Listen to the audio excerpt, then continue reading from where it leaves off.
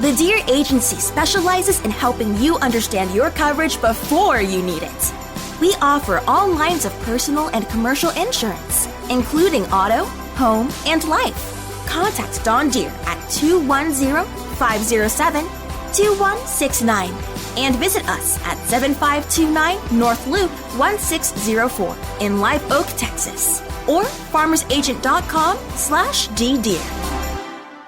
Are you pregnant and alone? You have options. The Sanctuary of Hope offers expectant mothers ages 12 to 22 a place to live, medical care, counseling, continued education, and options to raise your baby in a loving environment or help you with adoption. We want to help provide you and your baby with a bright future. Call us or email us today and let's walk through this together. 210-499-1554 or sohcares.org. All inquiries are confidential.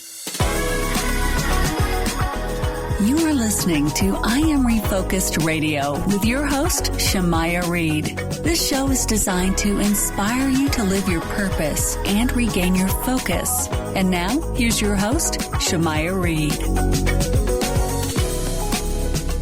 Hey, welcome to I Am Refocused Radio. We are here once again on a great day because we have another special guest for y'all today. Today, we're going to be talking to, man, she does a lot. First of all, she's super talented. She's a music artist, a musician, a actress. She's been on film. She's been on TV commercials. She's been at the Super Bowl.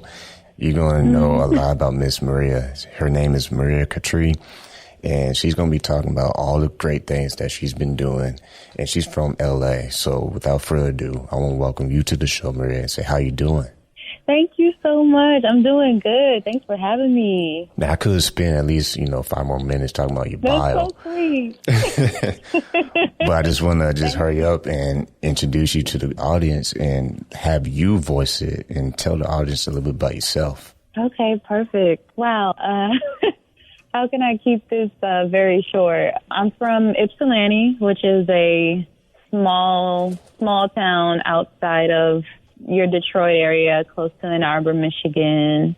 From there, raised by my grandparents from the age of 1, and grew up in a very musical family.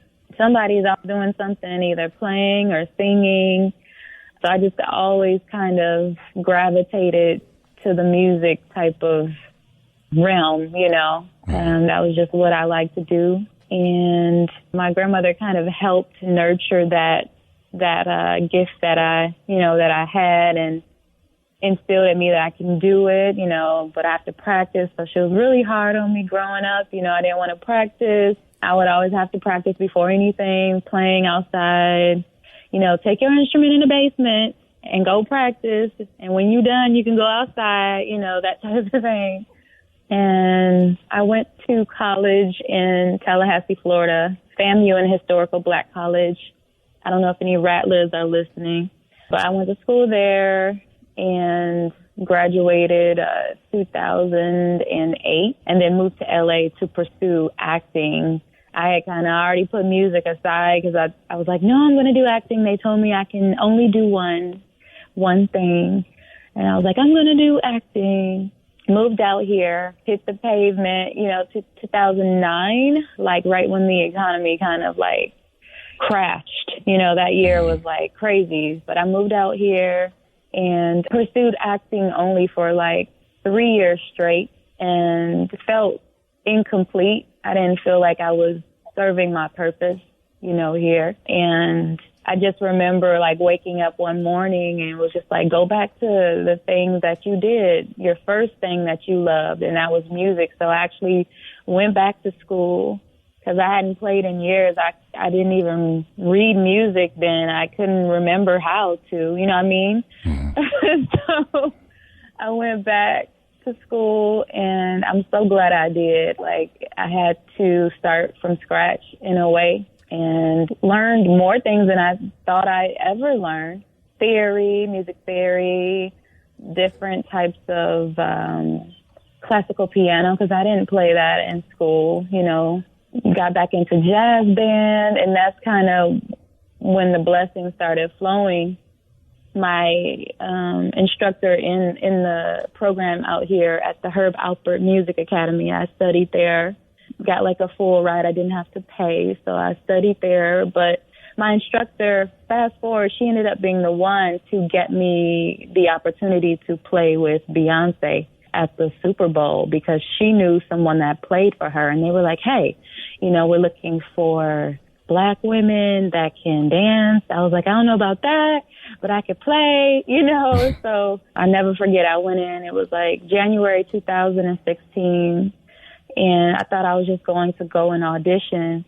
And turned out, we went into audition, but then they're like, okay, follow us. And we went in the room, and she was just sitting, Beyonce was sitting there, and we had to just show her real quick, you know, what we can do. And I had no idea she was even there. So it was like after we went in there, we went in there, and you leave, and you're like, did this just happen? Like, wait a minute. And that was an amazing experience. I never thought ever that this journey would take me all the way, you know, like a Monopoly board, you know, some not good, some good, and then you land here, and you're like, wait a minute, you know this is God, you know, directing you. Because when things happen like that, there's no other way, you know. And real quick, if you're just now tuning in, this is 9:30 a.m. The Answer radio station, and we're talking to Maria Katre, and this is your host, Shemai Reed, on Refocus Radio.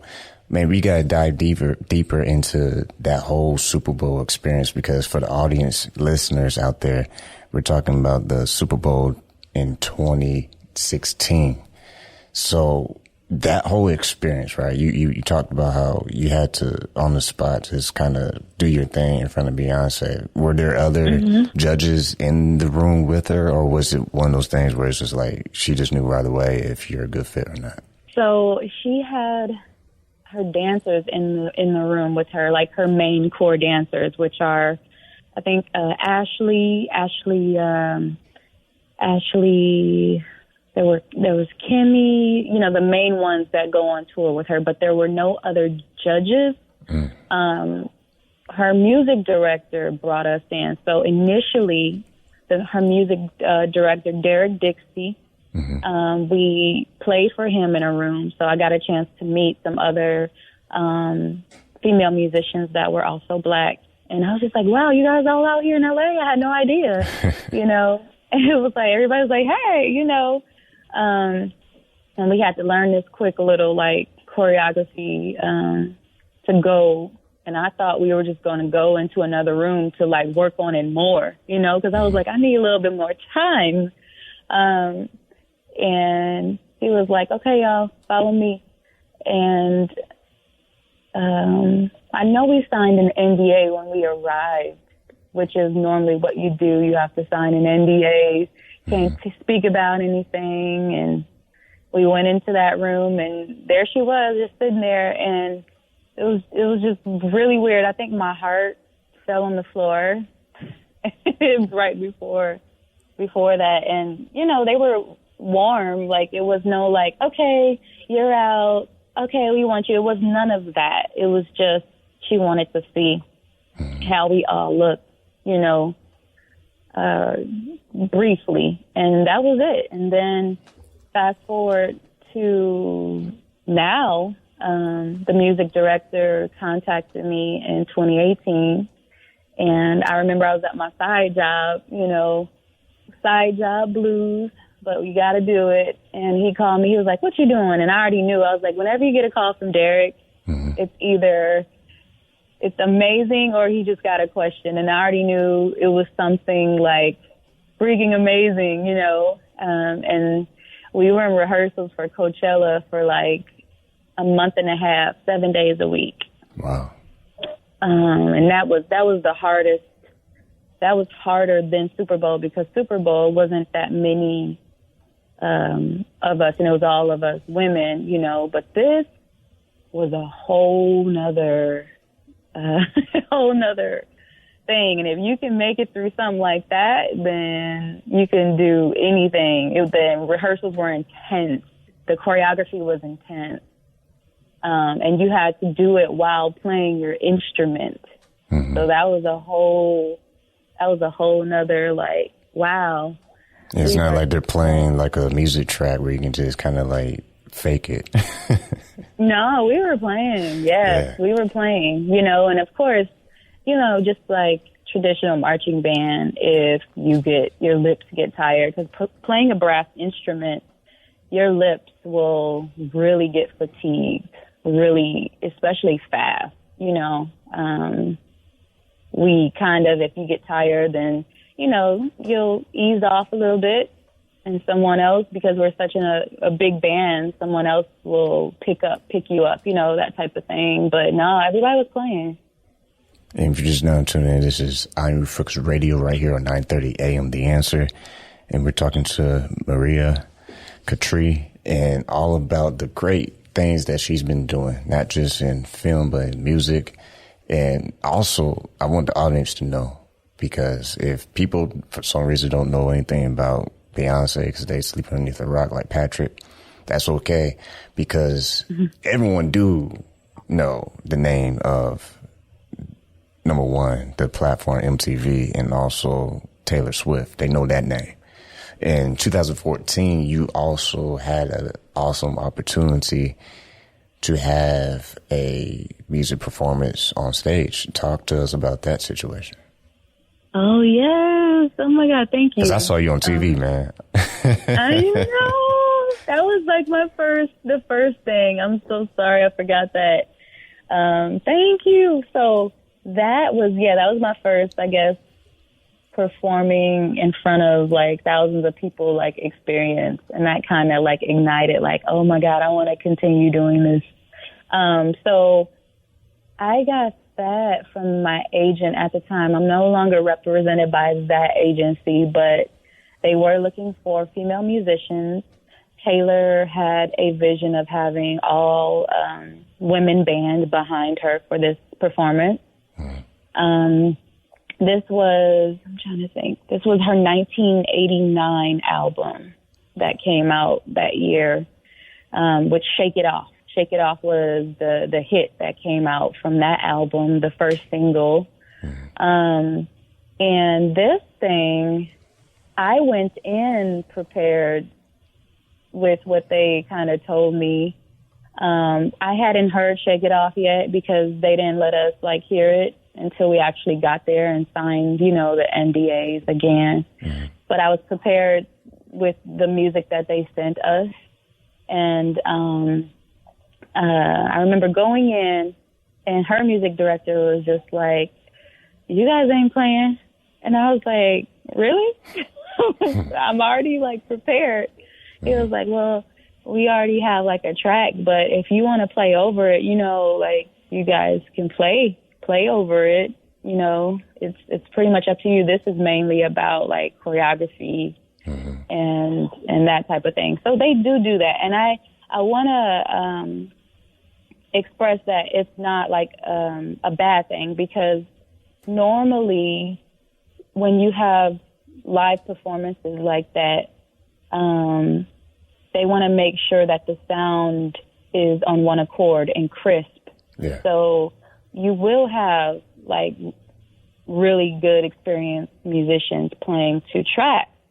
And it's not like a diss or a bad thing. It's just they want it to be like pronounced, already like clean per se, and no shakiness. Because if you're doing choreography again, you can may have, not hit that note.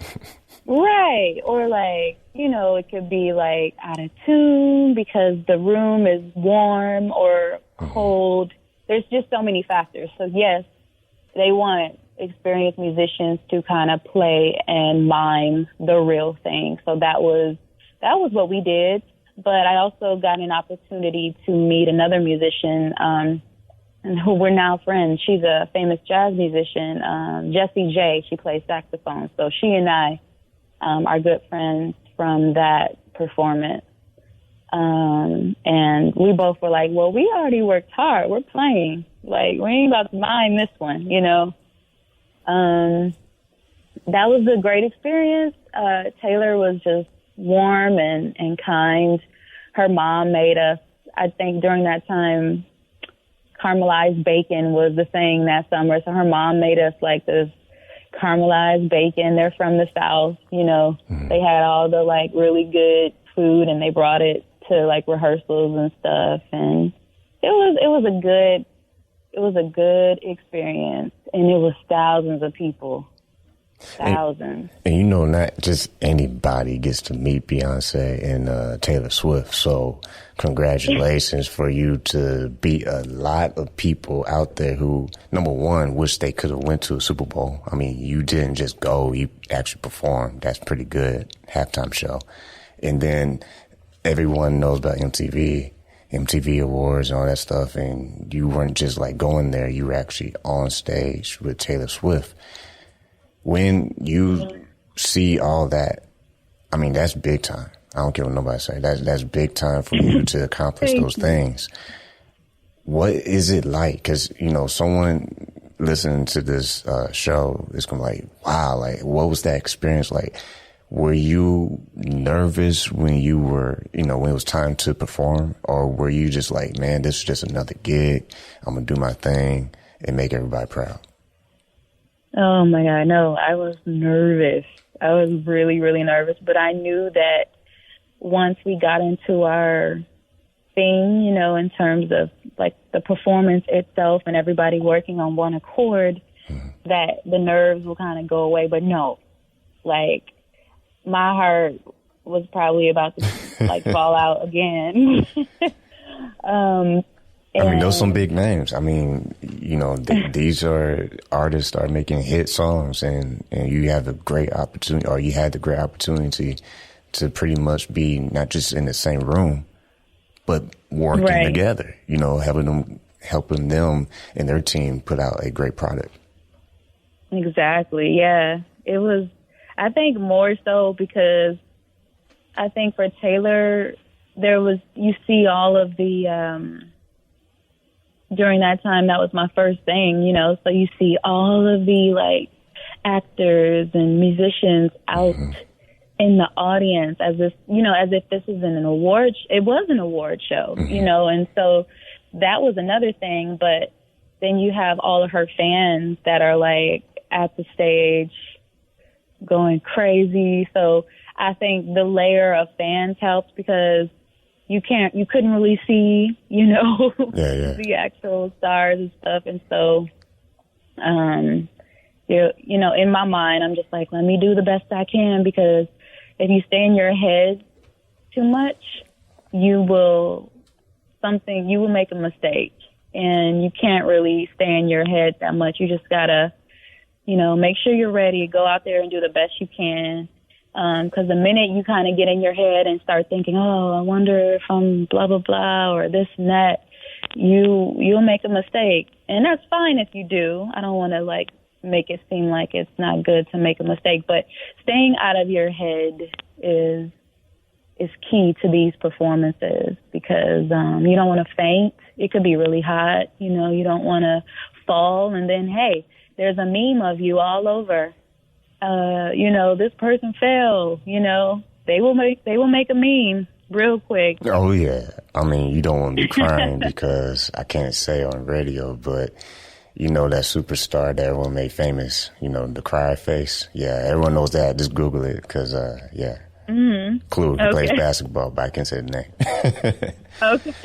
Oh, yeah. Yeah, you know what I'm talking about, but I can't say on radio. Yep, I do. But yes, they overly used that one. Exactly. And going back to you and your story, what's fascinating is the fact that you and the arts are real close. Because we haven't even touched the film. I want to make sure we before we lose all the time, that we touch on the film portion, because you're also a movie actress, and you just you did a big project, a short film called Mo, and not only did you like write, but you were like the lead in that film.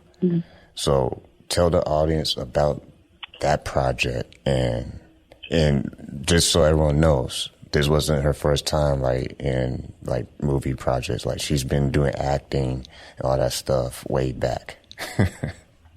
Yes, thank you. Okay, so I want to keep this short and sweet. So I wrote a script 2018.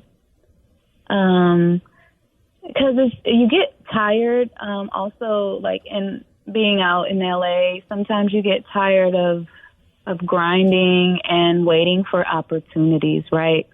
So I'm a firm believer now that you have to create opportunities for yourself, whether it be writing your own script, producing your own stuff, all of that. Like, you have to create your own way. Because if you don't, you'll be sitting, I'll use one of my grandma's phrases, from now to doomsday, waiting on that opportunity. So I was like, you know what, I'm going to just write my own thing and, hopefully get some feedback. So I wrote the script. Initially, it went through a lot of revisions, and I was a part of the Sundance Collab, which is a community associated with the Sundance Film Festival in Utah. And so I had gotten a lot of great feedback from it. I just wanted to see what people thought, if it needed work, and you got to be open to feedback as well. Kind of just be welcoming constructive criticism. So I got great feedback. Then we shot the teaser in the summer to get funding. We did the casting. We did everything. I did my location scouting. I went and found all my locations. I did the casting, and teamed up with my co-producer, who was also in the film, Jackie Ho. Shout out to Model Baker LA. She's amazing. And then I reached out to a potential director who I worked on Hawthorne, the TV series Hawthorne, back in the day when I first moved out here. And I thought she was already directing, and she was like, no, but she's been waiting for the opportunity. So she became one of the executive producers of this film. She helped fund the film, okay? And this is God again, like presenting things for me to help, And we shot everything in December. And it just got finished editing in March. And she has submitted it to, over 23 film festivals thus far. We haven't uploaded it anywhere, but just to give a brief synopsis, it's basically about a single mom after receiving an eviction notice. She finds her passion for music again when she becomes an ESL teacher, English as a Second Language teacher. So that's just a brief synopsis of what it's about. And, we hope it does well. Of course, with COVID, we don't know what's going to happen with these festivals. A lot of them are going digital, so we'll have to wait and see. But I'm not even worried. Next year, I'm praying 2021 will be better, and I hope we get into as many as she submitted us for. So, yeah. Once again, you listen to I Am Refocused Radio right here on 9:30 a.m. The Answer. Your host, Maria Reed, talking to our guest today, Maria Katre, and all about the greatness that she's doing. And, man, it's like I wish we had 30 more minutes, but we literally only have 3 minutes, man. That makes me kind of mad. Yeah. I'm not mad, but it's like, when we get great stories like this, it's like we can have this go on for another hour, man. So I'm going to give you the last couple minutes and just talk to the audience, talk to them real quick about motivation, especially you mentioned COVID-19. There's a lot of people out here who can create more. Touch on that and touch on them, encourage them not to give up on pursuing their dreams. Yes.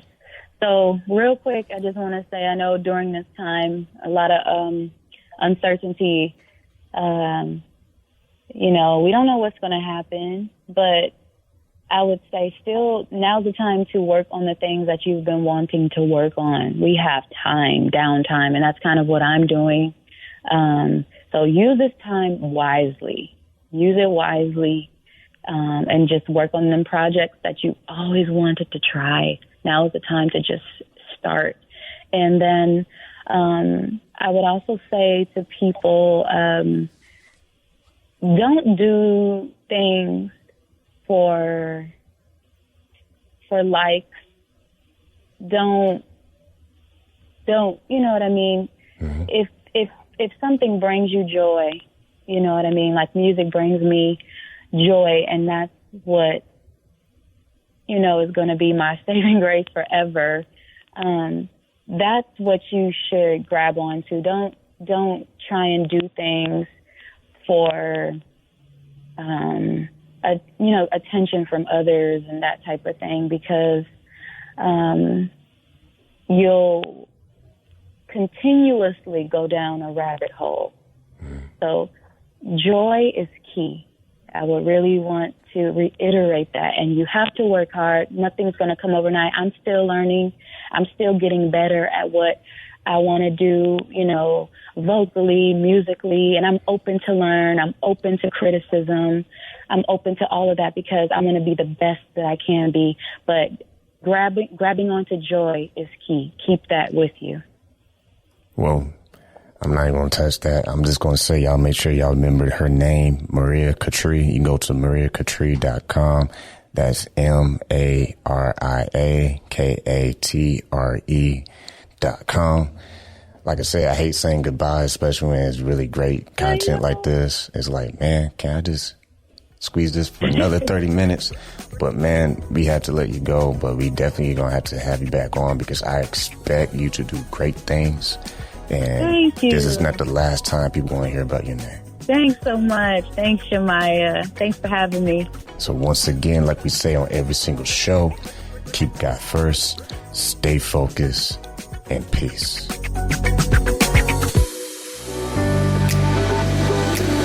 Hi, San Antonio. Need a barber? Visit our good friend Rico Rodriguez, the owner of Rockefeller's Barbershop in San Antonio, Texas, 1733 Babcock Road, and book your appointment today by calling 210-782-5188.